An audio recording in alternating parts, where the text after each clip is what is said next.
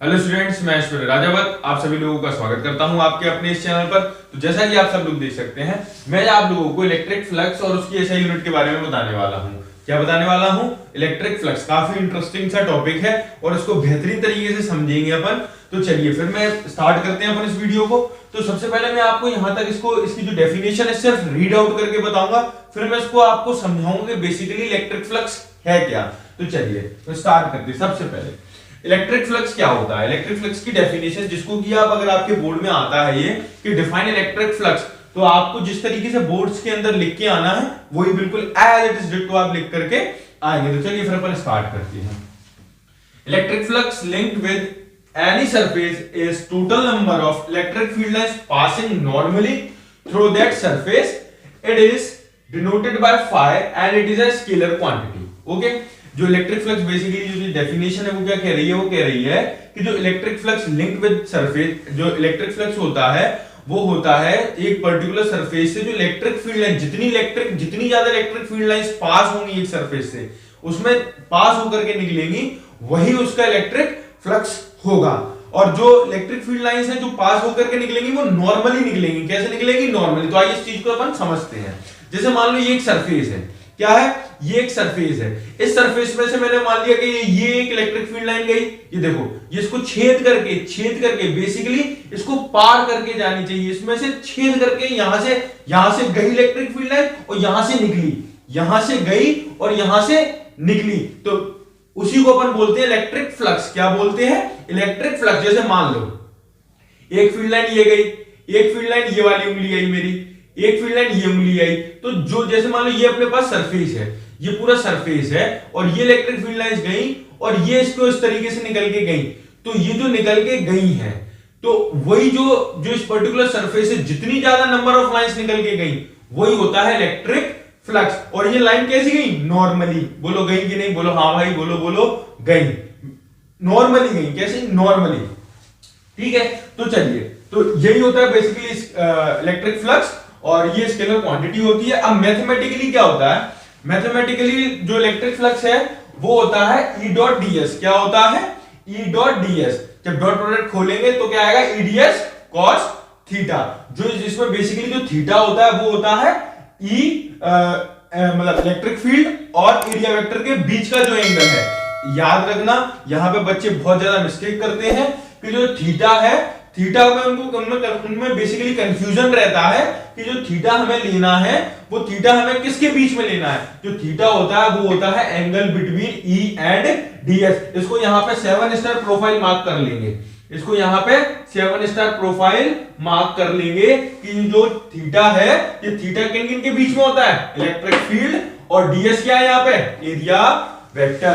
तो ये जो अपनी पहली इक्वेशन आ गई है phi equals to E ds cos theta, ये अपन मैथमेटिकली लिखते हैं कि फ्लक्स क्या होता है और फ्लक्स को डोनेट अपन phi से करते हैं। आइए अब मैं आपको थोड़ा डायग्राम के थ्रू इसको और डीपली, थोड़ा और अच्छे से समझाने की कोशिश करता हूं।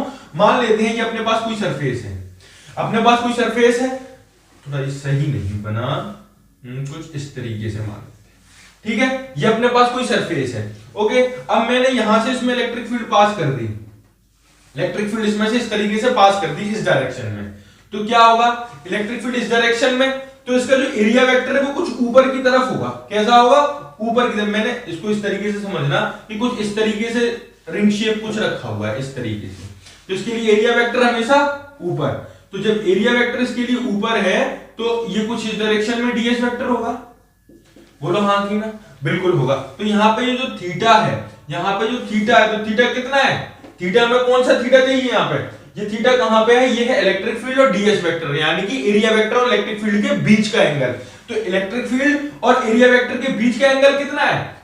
वो है 90 डिग्री। कितना है? 90 डिग्री, यानी कि परपेंडिकुलर। अब यहां पे अगर अपन थीटा इक्वल्स टू 90 रखते हैं तो cos 90 0, cos 90 0, तो इसका मतलब फ्लक्स इस केस में कैसा हो जाएगा? 0। तो यहां पे अपन क्या लिखेंगे?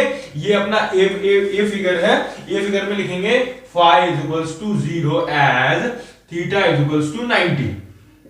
ओके, अब अपन आते हैं इसके सेकंड फिगर में। सेकंड फिगर मान लेते हैं अपन यहीं पे बनाते हैं। तो ये कुछ इस तरीके से एक्यूरेट बनाने की कोशिश करते हैं। कुछ इस तरीके से, ठीक है।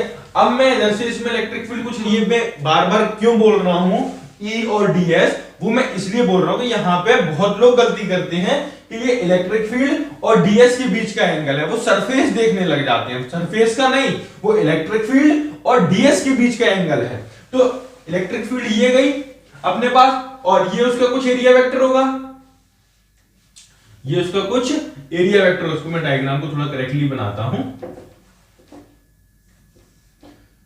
और ये कुछ इलेक्ट्रिक फील्ड, ठीक है।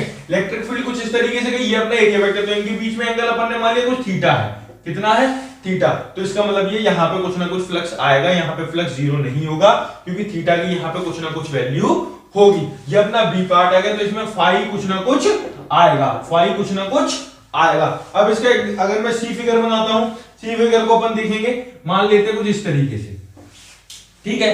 अब इलेक्ट्रिक फील्ड अपन ने ये गई और ये निकली, ये गई और ये निकली, ये गई और ये निकली, ओके।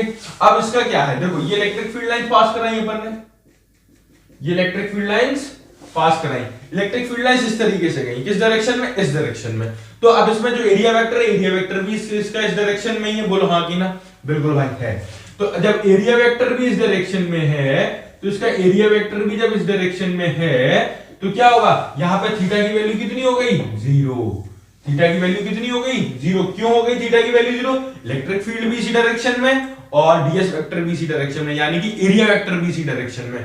तो क्या हो गया यहां पे, तो अब यहां पे अपन क्या लिख सकते हैं, तो यहां पे जो थीटा है, थीटा जीरो, अगर अपन इसमें theta equals to zero put करते हैं तो cos जीरो 1 होता है, तो cos जीरो 1 होता है, तो यहां पे फाई क्या आ गया, e ds के बराबर, किसके बराबर आ गया, e और ds के बराबर। मैं यहां पे एक बार लिख देता हूं, e तो अपना यहां पे है इलेक्ट्रिक फील्ड, क्या है, इलेक्ट्रिक फील्ड, और ये जो ds है, ds अपना क्या है, एरिया वेक्टर, क्या है, एरिया वेक्टर। तो ये अपना हो गया सी फिगर, क्या हो गया, ए बी एंड सी। तो चलिए फिर इसमें आगे अपन लिखेंगे, इसमें अपन एक 3 स्पेशल केसेस देखेंगे, मैं इसको जरा रब कर देता हूं इसमें अब इसमें अपन note point number 1, note point number 2 and note point number 3 को एक बारी देखते हैं। तो ये मैं आपको एक्सप्लेन ऑलरेडी कर चुका हूं, बस एक बारी अपन देख लेते हैं इसको। तो चलिए, SI unit of electric flux is newton metre square per coulomb and its dimension formula is this, okay.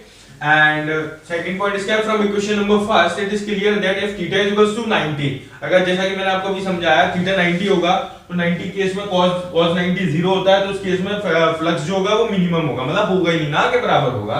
And अपना थर्ड पॉइंट है, if theta is equals to 0 it is clear from equation, वही same चीज equation 1 में अगर अपन theta की value 0 put करते हैं, तो 0 पुट करने पे cos 0 1 होता है, तो इस केस में जो फ्लक्स होगा वो मैक्सिमम होगा, क्या होगा, मैक्सिमम होगा।